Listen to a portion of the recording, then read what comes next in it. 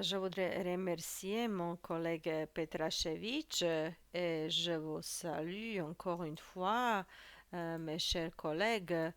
C'est vraiment un grand honneur de participer à ce colloque qui se tient pour la 15e fois ici à Split. C'est un grand succès pour notre faculté, pour notre université et je remercie les organisateurs. Euh, j'ai essayé de faire une blague au début en mentionnant les caméras. Je vais regarder les deux caméras et ici mes notes. Dans la présentation d'aujourd'hui, qui est couverte par ce large titre, La division du pouvoir et les catastrophes naturelles, je vais essayer de développer brièvement le développement historique de l'idée de la division du pouvoir et de souligner son importance durable pour une démocratie constitutionnelle. J'essaierai également d'attirer l'attention sur l'importance du concept et de la pratique d'Arcana Imperi, c'est-à-dire ces procédures secrètes, le mystère d'État, Corpus Mysticum, en tant que précurseur d'un phénomène qui a été beaucoup discuté lors des événements récents aux États-Unis. Je fais référence ici à Deep State ou État profond.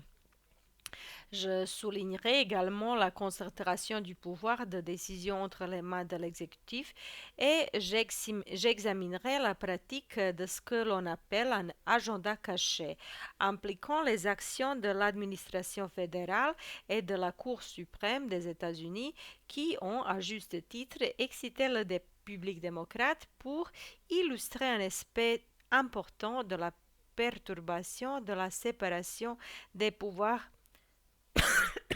dans les états d'urgence. À savoir, dans de telles situations, précisément avec la justification de la nécessité d'une action urgente, une tendance de prise de décision de certaines institutions de l'État est révélée, qui utilisent en fait un agenda extraordinaire et en même temps souvent une sorte d'agenda caché afin d'attaquer les principes clés de l'État démocratique de droit, principalement les principes de séparation des pouvoirs, de publicité et de transparence de la prise de décision.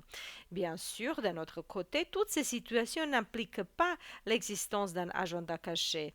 Les urgences nécessitent une réponse rapide et décisive. L'absence d'une telle réponse signifie souvent d'accepter des dommages irréparables. La désorientation, y compris les erreurs, représente une conséquence logique et attendue d'un tel fonctionnement. Or, ici, nous parlons du fonctionnement du constitutionnalisme dans des conditions extrêmes. En règle générale, les États modernes connaissent sans exception la constitution d'urgence, Emergency Constitution. En d'autres termes, les États intègrent en règle générale dans leurs documents constitutionnels des solutions qui s'activent en cas de crise. Ainsi, dans la plupart des constitutions mondiales, il existe des dispositions qui permettent aux institutions gouvernementales dans les situations d'urgence de prendre les mesures nécessaires pour préserver la sécurité nationale, l'ordre public et juridique, protéger la vie et les biens des citoyens, le fonctionnement des services publics importants, la concentration et la canalisation des approvisionnements et généralement toutes ces actions qui assurent un retour à l'état de normalité. La liste de ces situations d'urgence est diverse. Guerre, invasion par une force ennemie étrangère, rébellion armée, attentats terroristes ou en général des situations de menace imminente pour l'indépendance, l'unité et la survie de l'État, c'est-à-dire des situations dans lesquelles les autorités de l'État ne sont pas en mesure d'exercer régulièrement leurs fonctions constitutionnelles.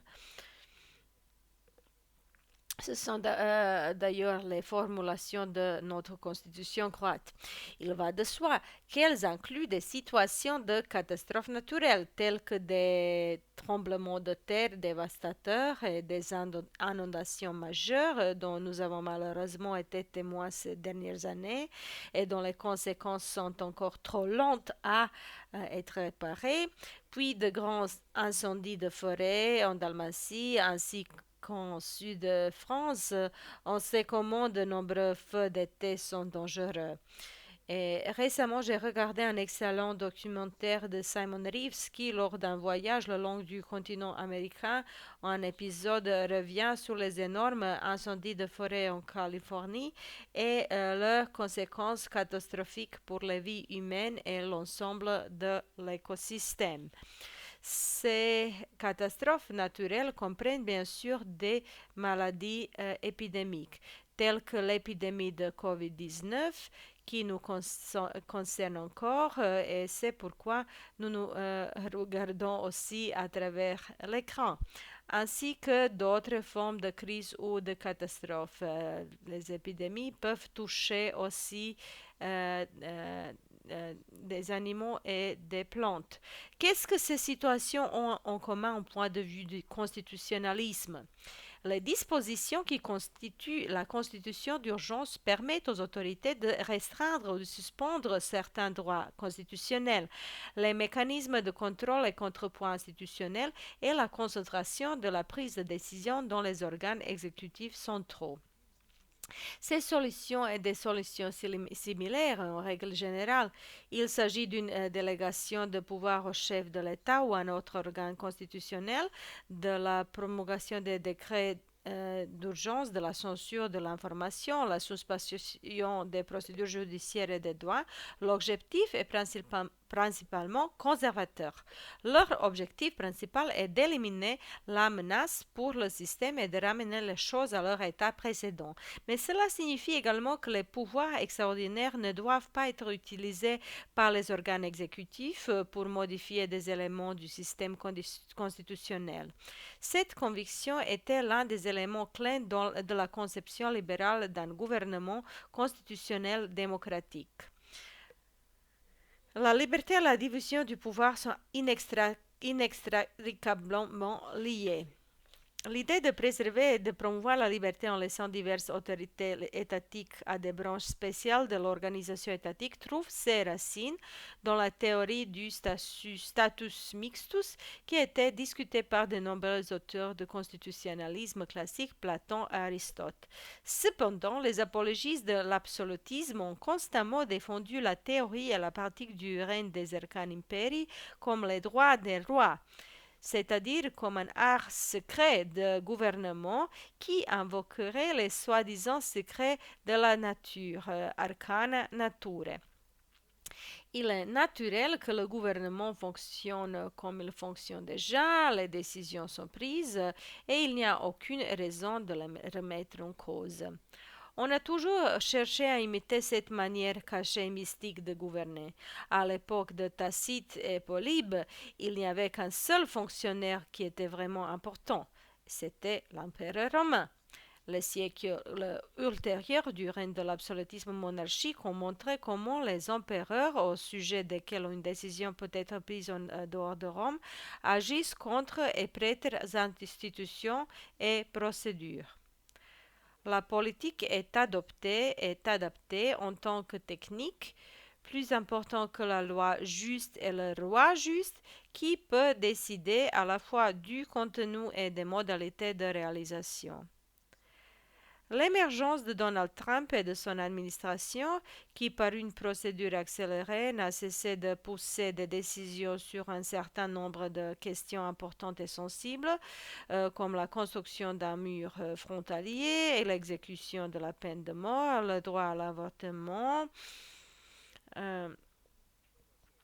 a réveillé la pratique des arcanes impérii. Le phénomène de l'état profond met en fait la répétition de l'ancien concept sous une nouvelle forme, menacer à la fois les anciennes et les nouvelles valeurs de constitutionnalisme. Le secret passe toujours sous la loupe du public lorsqu'il devient un élément de la construction de la société, c'est-à-dire lorsqu'il est entraîné dans de diverses procédures de communication et de décision politique. Dans le processus de développement après le Rome antique, le secret de l'élaboration des politiques est recherché dans l'idée de raison d'État. Ce qu'ils ont en commun, c'est toute méfiance à l'égard du public, la conviction que le monde du pouvoir n'est pas ouvert aux citoyens ordinaires, ou la conviction que seuls ceux qui sont capables de maîtriser soigneusement et prudemment les passions peuvent faire face au chaos. Le secret ne perd en réalité sa signification morale qu'avec l'avènement des Lumières et la nouvelle philosophie de l'égalité générale de la loi, de l'individualisme et du gouvernement démocratique.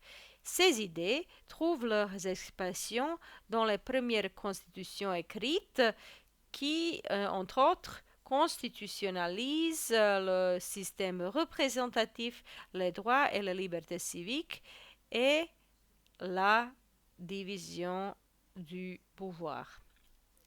Contrairement à l'ancienne théorie antique de la constitution mixte, qui recherchait un système équilibré qui combinerait différentes formes de gouvernement, et assurerait ainsi la participation au pouvoir des différentes classes sociales. La nouvelle formulation de la division du pouvoir a repris l'idée de l'équilibre du XVIIe siècle, mais sous une forme différente. Au lieu de chercher à impliquer des différentes couches de la société, la théorie moderne de la séparation des pouvoirs distingue des fonctions politiques spéciales dont les titulaires sont également personnellement différents. Dans le droit constitutionnel comparé moderne, il est communément admis qu'il s'agit d'une théorie politique qui représente toujours un point de départ fiable pour l'étude systématique du droit public. Dès lors, la recherche constante de réponses aux questions sur les relations entre les trois pouvoirs, le renforcement de l'exécutif et du judiciaire par rapport au législatif et surtout sur la position du judiciaire par rapport au pouvoir politique est tout à fait justifiée. L'auteur de la première formulation moderne plus influente de la division du pouvoir est John Locke, qui a préconisé un système dans lequel les principes fonctions du pouvoir d'État seraient séparés. Néanmoins, la doctrine de la division du pouvoir dans la formulation du constitutionnaliste français Charles Montesquieu représente l'un des enseignements les plus influents, les plus populaires dans le riche trésor de la théorie constitutionnelle et du droit constitutionnel. Dans l'interprétation traditionnelle de l'esprit de l'œuvre de Montesquieu, conçue par des juristes de la fin du XIXe siècle, il est rappelé que ce noble devrait d'art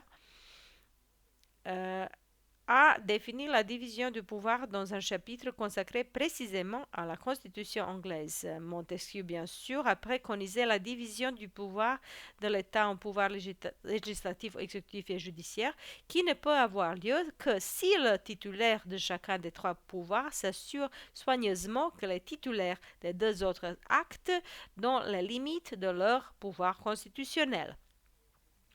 Mais il n'y a certainement pas de nation qui s'est associée aux prémices des Lumières à tel point et de tellement diverses manières que les États-Unis. Les idées des Lumières ont été le moteur de la vie politique et sociale de cette grande nation qui s'est construite sur la base de la quête de la réalisation des idées de liberté ordonnée et de justice républicaine.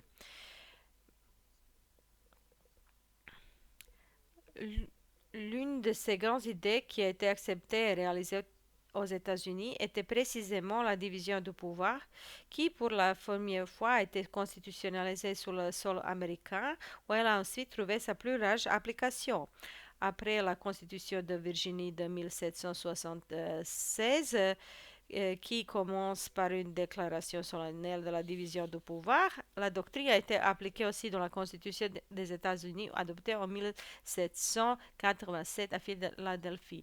L'intention des rédacteurs de la Constitution était de créer une organisation étatique basée sur la division du pouvoir, avec un système intégré de freins et de contrepoids entre les branches du pouvoir, et l'incorporation de ce mécanisme a pour but de préserver la liberté du peuple et d'éviter la tyrannie, c'est-à-dire d'empêcher l'exercice du pouvoir arbitraire. James Madison, l'un des participants à la Convention constitutive, également connu sous le nom de père de la Constitution, a défendu l'introduction de la division du pouvoir avec l'argument suivant. Lorsque les différents pouvoirs législatifs, exécutifs et judiciaires s'accumulent entre les mains de quelques-uns ou d'une multitude, soit par héritage arbitrairement ou par élection, alors nous sommes libres de définir la tyrannie. Euh, on aimerait aussi mentionner Alexandre Hamilton, euh, qui, euh, qui a élaboré sur les idées de Montesquieu et qui a trouvé de nouvelles et puissantes possibilités de la constitutionnalisme américain pour l'action des juges et du pouvoir judiciaire. Et nous allons conclure avec Tocqueville, dans son ouvrage classique La démocratie en Amérique, s'est penché sur la question qu'est-ce qui a tenu la tyrannie de la majorité aux États-Unis. Impressionné par l'importance, le rôle et la réputation des juristes et du pouvoir judiciaire en Amérique, il a écrit comme il suit. Il n'y a presque aucun problème politique aux États-Unis qui ne soit tôt ou tard résolu en tant que problème judiciaire. C'est ainsi que les pères fondateurs ont conçu la version américaine de la division du pouvoir pour empêcher la tyrannie et assurer l'état de droit. Bien sûr, au cours du développement constitutionnel des États-Unis, les relations mutuelles des forces des différentes branches de pouvoir ont également changé. Un facteur clé dans la réalisation des objectifs des fondateurs de la nation était d'abord de soumettre la législature, qu'ils considéraient comme la branche la plus puissante du pouvoir, au contrôle d'une administration impartiale. Puis, tout au long de l'histoire américaine, les pouvoirs du président se sont progressivement accrus, souvent aux dépens du Congrès, jusqu'à ce que la présidence devienne la branche la plus puissante du pouvoir. Il est intéressant de noter que ces dernières années, il y a une théorie exécutive unitaire influente qui cherche et justifie une concentration encore plus grande du pouvoir dans la branche exécutive. Et tout au long de cette période, la position de la Cour suprême s'est également renforcée. Il est intéressant de noter que l'augmentation du pouvoir judiciaire est une conséquence du travail de la Cour suprême elle-même, qui, grâce à une interprétation globale de sa fonction et du texte de la Constitution, a acquis un nouveau pouvoir par rapport aux autres branches, principalement la branche législative. La question est donc de savoir dans quelle mesure le système actuel correspond à celui conçu par les fondateurs, qui est toujours inscrit dans la Constitution américaine, puisqu'il n'a pas été amendé d'une manière qui aurait changé son contenu originel.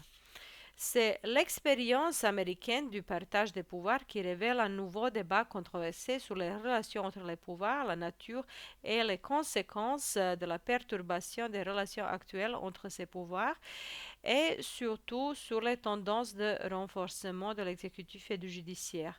Il y a des auteurs qui vont jusqu'à conclure que la division constitutionnelle du pouvoir est devenue une lettre morte. Mais peu importe jusqu'où nous sommes prêts à aller dans de telles évaluations, le fait est que quelque chose est resté le même que dans l'esprit de penseurs comme Montesquieu et des pères fondateurs comme Edison et Hamilton, et c'est une préoccupation concernant la concentration du pouvoir de décision et les méthodes de prise de décision qui échappent au contrôle. C'est ce qui constitue une atteinte directe au principe constitutionnel du partage des pouvoirs et le risque que cela se produise est toujours particulièrement prononcé dans les situations extraordinaires. Finalement, je vais conclure et dire que la jurisprudence récente de la Cour suprême a créé la base pour une critique de la méthodologie de prise de décision qui rappelle précisément la méthode classique des arcanes imperii. Dans la littérature récente, ce phénomène est appelé le shadow docket ou dossier à l'ombre de la Cour suprême. Et il mérite notre attention dans le cadre des contentieux provoqués par la pandémie de coronavirus. Le flot des dossiers à l'ombre a commencé à émerger en 2017, c'est-à-dire après l'arrivée au pouvoir de l'administration Trump. Les procédures de référé ont été utilisées auparavant relativement peu fréquemment pour promouvoir les intérêts de l'administration au pouvoir. Par exemple, de 2001 à 2016, le ministère de la Justice n'a demandé au cours que 8 fois de donner suite à une requête en référé. Cependant, au cours des 4 années de président de Trump, le ministère de la Justice a intensifié et multiplié ses pressions sur la Cour, surtout après que Trump a eu la possibilité de nommer son juge dans la Cour suprême.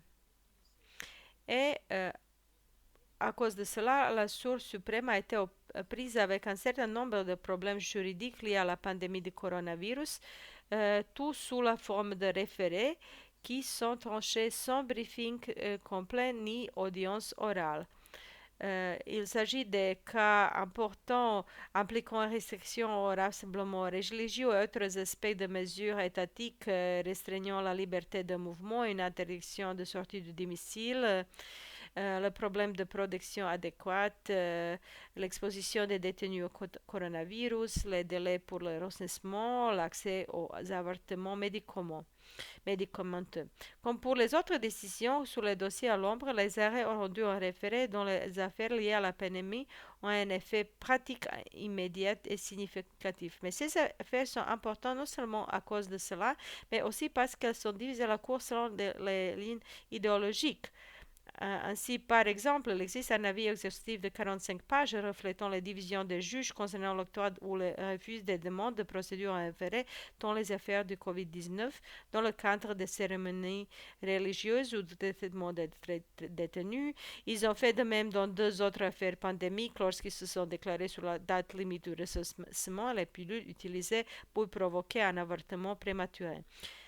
Cette portée de l'opinion écrite est inhabituelle pour les dossiers à l'ombre, où les désaccords écrits sont rares, où les ordonnances comportent généralement une phrase sans indication de raisonnement de la Cour. Et voilà, cette tendance présente auprès de plusieurs administrations américaines euh, euh, euh,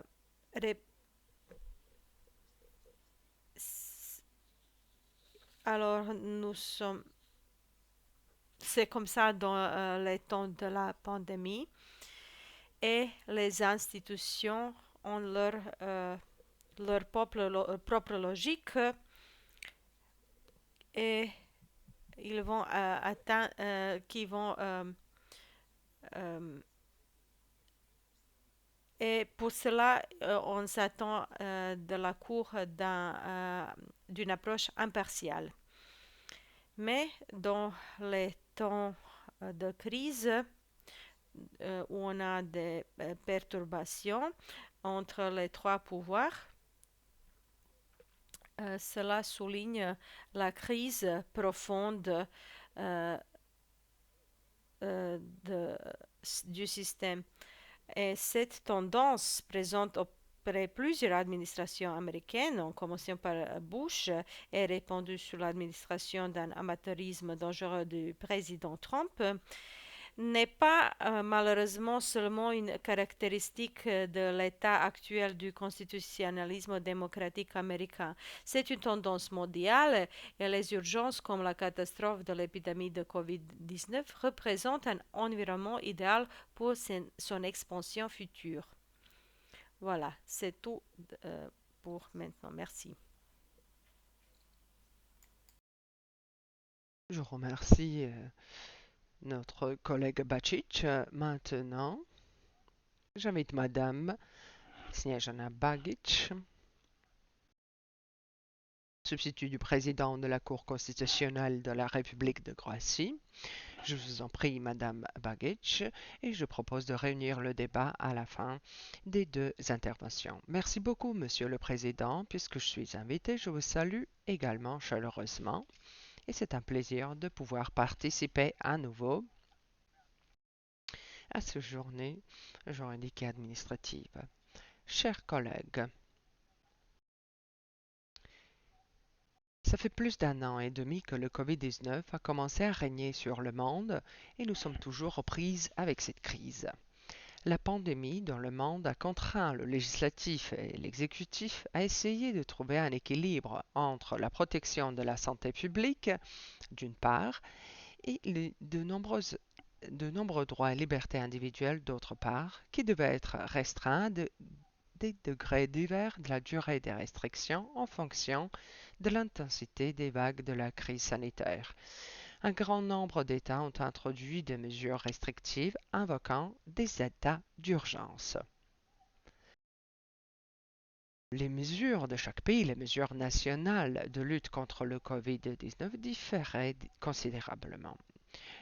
Dès lors, on se pose la question, est-il même possible de les réduire tous à un dénominateur commun? Il semble, comme le montrent certaines analyses comparatives, qu'il soit possible de distinguer quatre modèles de base. Le premier, c'est invoquer l'état d'urgence instauré par la Constitution. La référence aux dispositions de la Constitution nationale prescrivent l'état d'urgence n'était pas courante pendant la pandémie, bien que les constitutions de la plupart des États modernes contiennent des dispositions sur l'état d'urgence. Il est intéressant de noter que certaines analyses comparatives montrent qu'à l'échelle mondiale, plus de 90% des constitutions nationales contiennent des dispositions sur l'état d'urgence qui permettent à l'exécutif d'aller au-delà du cadre constitutionnel ordinaire et de prendre des mesures qui ne seraient autrement pas autorisées. Certains États, certes, ne pourraient pas, même s'ils le voulaient, déclarer l'état d'urgence sur la base de la Constitution, parce que leurs constitutions ne contiennent tout simplement pas de telles dispositions. C'est le cas par exemple des États-Unis, du Japon, de la Belgique et de la Suède.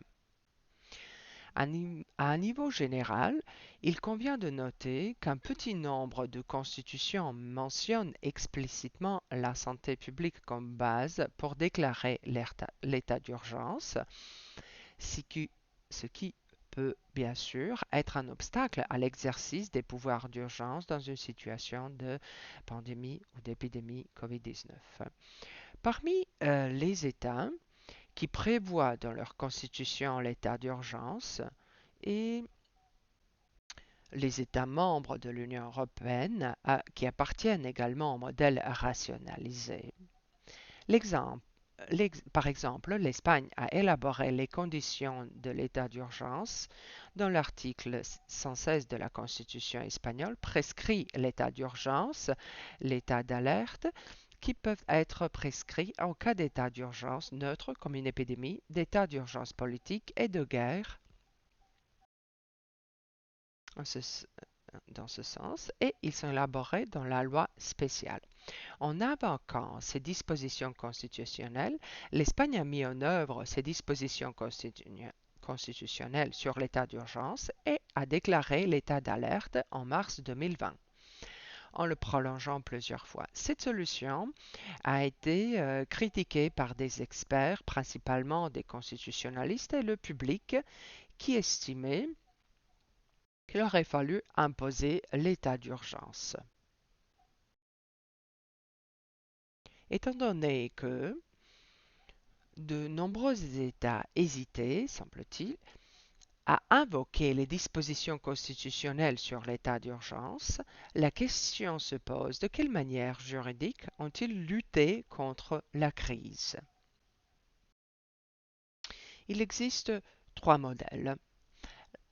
La législation existante a été appliquée et ou amendée, une nouvelle législation sur l'état d'urgence a été créée ou un outil, on va dire mosaïque, une sorte de système de patchwork a été développé.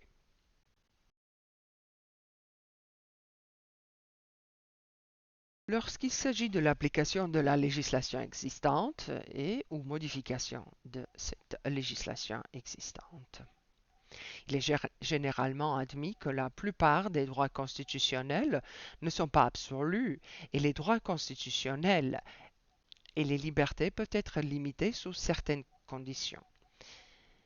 Les restrictions aux droits sont en règle générale admissibles si elles sont prévues par la loi, si elles sont susceptibles d'atteindre le but poursuivi, si elles sont nécessaires et si elles sont proportionnées au but poursuivi.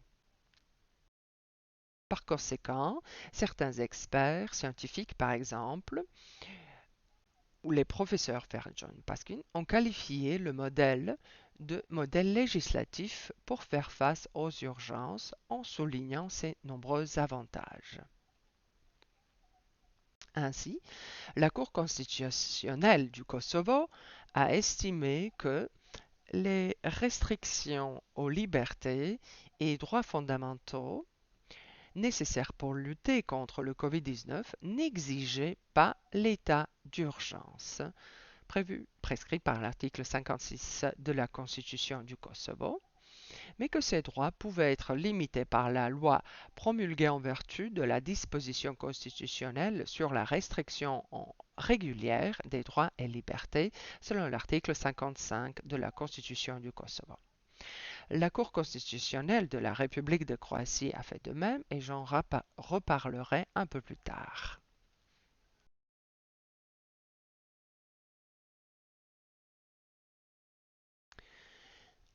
Un exemple d'amendement à la législation existante est l'Allemagne, qui a fondé sa réponse à la pandémie sur la loi fédérale de 2000, la loi sur la protection contre les infections. Selon cette loi, le pouvoir de gérer la crise est confié aux États fédéraux avec une coordination au niveau fédéral. En fait, les mesures de confinement ont été adoptées par les autorités exécutives des États fédéraux suite à un accord avec le gouvernement fédéral.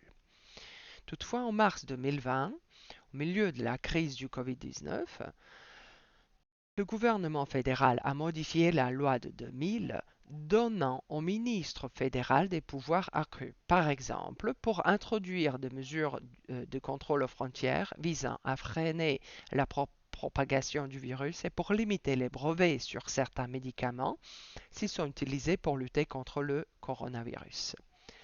Cette mesure a été prise par le gouvernement fédéral en raison d'incohérences dans les actions des États individuels dans la lutte contre le Covid-19.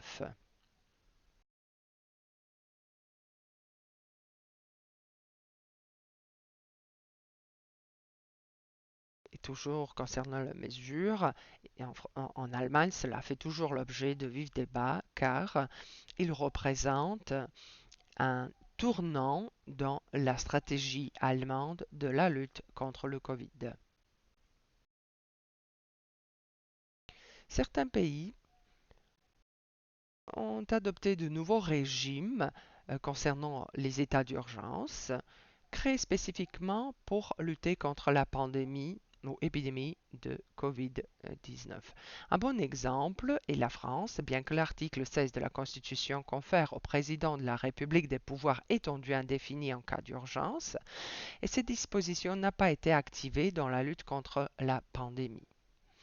Le point de départ est que cet article de la Constitution ne fait référence qu'à la crise politique. Ainsi, la France, après avoir régulé pendant un certain temps la pandémie sur la base des dispositions du Code de la santé publique, a adopté la loi numéro 2020 290 et introduit une nouvelle forme d'état d'urgence, l'état d'urgence sanitaire. Cette loi est très similaire à la loi 55 285 de 1955 relative à la lutte contre le terrorisme international. La loi 2020-290 stipule que l'état d'urgence sanitaire est proclamé par le Conseil des ministres, c'est-à-dire le pouvoir exécutif.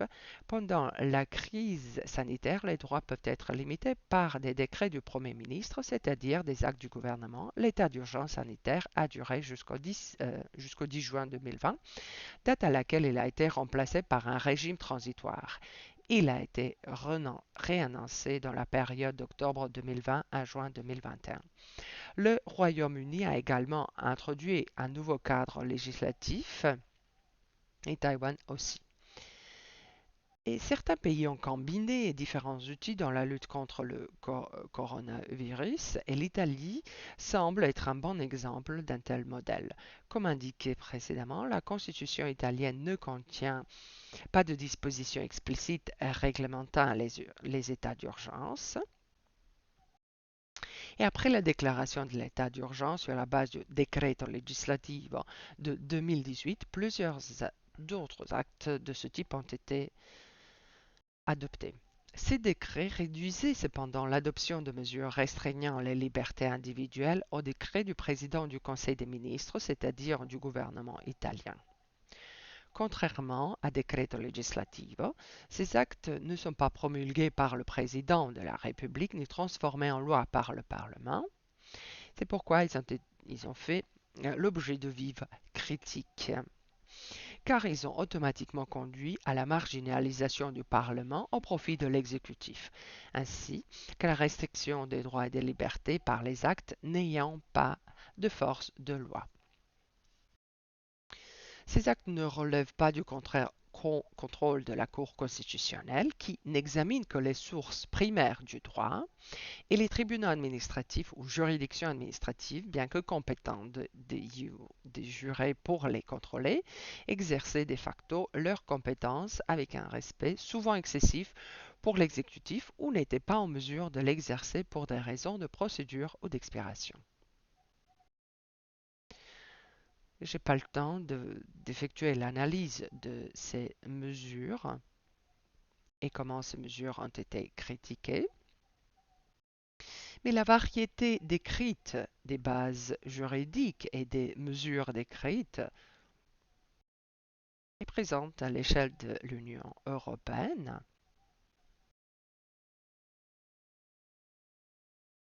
Et lorsque la Cour a adopté son premier paquet de soi-disant la décision Covid, a inspecté, entre autres, la documentation préparée par l'UE sur les mesures et les bases juridiques et des engagements de certains États membres. Et 13 États membres ont officiellement déclaré l'état d'urgence ou un état d'urgence similaire. La Bulgarie, la République tchèque, l'Estonie, la Finlande, la France, l'Italie, la Lettonie, le Luxembourg, etc. Les fondements juridiques de l'état d'urgence étaient les suivants. Acte spécial adopté directement en lien avec la crise, Bulgarie, France, la législation existante, République tchèque, Italie, Estonie, Finlande, Lettonie, Slovaquie, et Constitution Portugal, Suède, Luxembourg, Roumanie, Hongrie. Début juin 2020, la Bulgarie, l'Estonie, le Portugal ont remplacé l'état d'urgence par un régime juridique plus clément. Et 14 États membres certains experts juridiques ont estimé que les États membres restants auraient dû faire de même. 14 États membres n'ont pas déclaré l'état d'urgence au sens strict, mais ont imposé diverses restrictions en vertu des lois régissant la prévention des maladies contagieuse ou la protection civile. Autriche, Allemagne, Grèce, Irlande, Pologne, Slovénie, y compris la Croatie. Le fondement juridique de cela était la législation existante, telle que la loi sur la santé publique, Croatie, Allemagne, Danemark, Chypre, Pays-Bas, législation d'urgence existante Belgique, législation spéciale adoptée pour la crise Autriche et Irlande et constitution Grèce. Je tiens à dire qu'une comparaison des solutions retenues a montré que les solutions juridiques retenues ne correspondaient pas toujours à la gravité de la situation, à un niveau de restriction imposé. Par exemple, la Finlande a déclaré l'état d'urgence, mais ces restrictions étaient moins sévères que celles de l'Allemagne, qui n'a pas déclaré l'état d'urgence. En résumé, il a été conclu que les choix juridiques des États étaient basés sur la tradition juridique et les bases juridiques disponibles avec d'éventuelles modifications ultérieures. Lors de ma préparation, j'ai traité l'article 15 de la Convention qui permet aux États membres de déroger à la Convention, mais je n'ai pas le temps de m'y pencher en ce moment. Dans ce qui suit, je me référerai à la décision de la Cour constitutionnelle UI 1372-2020 du 14 septembre 2020 qui a suscité une grande attention et dans laquelle la Cour constitutionnelle de la République de Croatie a exprimé sa position sur l'activation de l'article 17 de la Constitution. Après tout, c'était aussi les objections fondamentales des proposants. Par cette décision, la Cour constitutionnelle n'a pas accepté les propositions des trois proposants d'engager une procédure pour évaluer la constitutionnalité de l'article 22A de la loi sur le système de protection civile et des articles 10, 13, 14 et 18 de la loi modifiant la loi sur la protection de la population contre les maladies contagieuses. Les proposants qui ont contesté la constitutionnalité des articles des deux lois ont estimé qu'en vertu de l'article 22A de la loi sur le système de protection civile, au quartier général de la protection civile ont transféré des compétences qui relèvent exclusivement du Parlement croate, puisqu'il s'agit de mesures qui restreignent la liberté et droits humains fondamentaux des citoyens. Par conséquent, ils ont estimé que les lois contestées ainsi que les mesures pour l'adoption desquelles la loi contestée est autorisée par le euh, quartier général ne peuvent être adoptées que par le Parlement croate en tant qu'organe législatif en invoquant l'article 17, paragraphe 1 de la Constitution.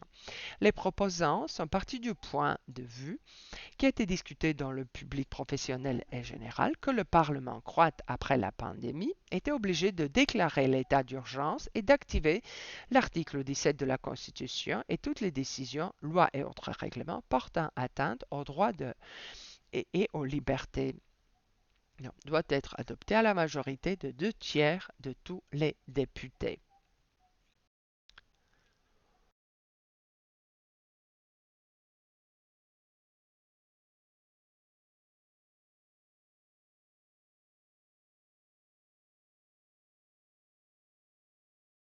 Certains proposants ont également souligné que le quartier général, en tant qu'organe exécutif, n'est pas autorisé à prendre des décisions qui restreignent certains droits et libertés. Mais une telle restriction n'est pas possible qu'en adoptant des lois spéciales et que les mesures contestées du quartier général n'ont aucun but légitime, nécessité et proportionnalité et ont une durée illimitée, ne sont soumises au contrôle ni du pouvoir législatif ni du pouvoir judiciaire. En ce qui concerne les objections des proposants individuels selon lesquels les lois et mesures contestées devaient être promulguées sur la base de l'article 17, paragraphe 1 de la Constitution, la Cour constitutionnelle a adopté les points de vue suivants. Dans l'exercice de son pouvoir législatif en restreignant certains droits et libertés, le Parlement croate peut agir sur la base de 2 motifs constitutionnels. Sur la base de l'article 16 de la Constitution, par des lois et des amendements aux lois adoptées dans la procédure à la majorité des voix de tous les députés prescrite par une loi particulière. Sur la base de l'article 17 de la Constitution, par une décision prise à la majorité des 2 tiers des voix de tous les députés. La restriction de liberté et des droits en vertu de l'article 17, paragraphe 1 de la Constitution n'est possible qu'en cas d'état de guerre ou de menace imminente pour l'indépendance et l'unité de l'État et en cas de catastrophe naturelle majeure. Toutefois, même en cas de menace imminente pour la survie de l'État, l'application des dispositions constitutionnelles relatives à la droit oui, à l'interdiction de la torture, des peines ou traitements cruels et dégradants, la détermination légale des infractions pénales et des peines de liberté, de pensée, de conscience, de la religion ne peut être restreinte. La décision de restreindre ou non certaines libertés ou droits par référence aux 10 articles de la Constitution relève de la compétence exclusive du Parlement croate. Le contrôle de constitutionnalité d'une décision du Parlement croate qui, sur la base de l'article 17, paragraphe 1 de la Constitution, restreint certaines libertés aux droits garantis par la Constitution, relève de la compétence de la Cour constitutionnelle. Cependant, la Cour constitutionnelle n'est pas compétente pour apprécier si le Parlement croate devrait ou non, dans certaines circonstances particulières, qu'elles soient ou non explicitement énoncées à l'article 17 de la Constitution comme à l'espèce dans les circonstances d'une pandémie, déclarer appliquer activer l'article 17 de la Constitution. En appliquant les positions de principe énoncées au cas spécifique, la Cour constitutionnelle a déterminé que la décision de savoir si certaines mesures de lutte contre la pandémie seront prises conformément à l'article 16 ou à l'article 17 de la Constitution est du domaine exclusif du Parlement croate. La Constitution a laissé ce choix au Parlement croate en tant qu'organe législatif. La Cour constitutionnelle n'est pas autorisée à ordonner au Parlement croate de choisir laquelle des 2 options constitutionnelles pour restreindre les droits de l'homme et des libertés fondamentales. Par conséquent, le fait que les lois et mesures contestées n'étaient pas promulguées sur la base de l'article 17 de la Constitution selon l'avis de la Cour constitutionnelle, ne rend pas en soi ces lois inconstitutionnelles.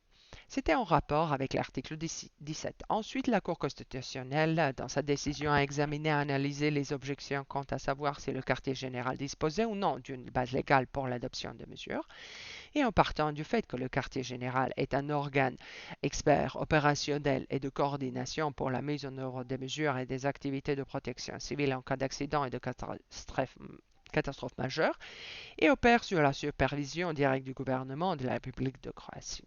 Par conséquent, la Cour constitutionnelle ne remet pas en cause l'appartenance du quartier général au cercle des organes exécutifs, puisque cela découle incontestablement des dispositions de la loi sur la protection civile qui, entre autres, réglementent la position, la composition et les pouvoirs du quartier général et la supervision de ses travaux. Par conséquent, il n'y a aucune raison de ne pas étendre le pouvoir d'adopter des mesures au quartier général, en plus du ministère existant et de l'Institut croate de la santé publique selon la loi, et qu'il peut prescrire des mesures restreignant le droit à les libertés prescrites par la loi sur la protection de la population. Cependant, la Cour constitutionnelle a souligné que cela ne signifie pas que les décisions du siège du quartier général ne sont pas soumises au contrôle des autorités exécutives, législatives et judiciaires. En effet, comme nous l'avons déjà mentionné, le quartier général fonctionne sous la supervision directe du gouvernement. Selon l'article 112 de la Constitution, le gouvernement est responsable devant le Parlement croate et selon l'article 80, paragraphe 11 de la Constitution, le Parlement croate supervise le travail du gouvernement et des autres titulaires de la fonction publique responsables devant le Parlement croate, conformément à la Constitution et les lois. Par conséquent, il n'y a aucun obstacle pour le Parlement croate, s'il estime nécessaire, demande un rapport du gouvernement sur la mise en œuvre des mesures et le travail du quartier général ou modifie la législation pertinente. Les décisions du quartier général sont soumises au contrôle de la Cour constitutionnelle puisque dans le cadre du contrôle abstrait de la Cour constitutionnelle, elle se prononce sur la constitutionnalité et la légalité de certaines mesures. Les décisions individuelles prises dans le cadre de la mise en œuvre des mesures individuelles du siège sont soumises au contrôle judiciaire et constitutionnel.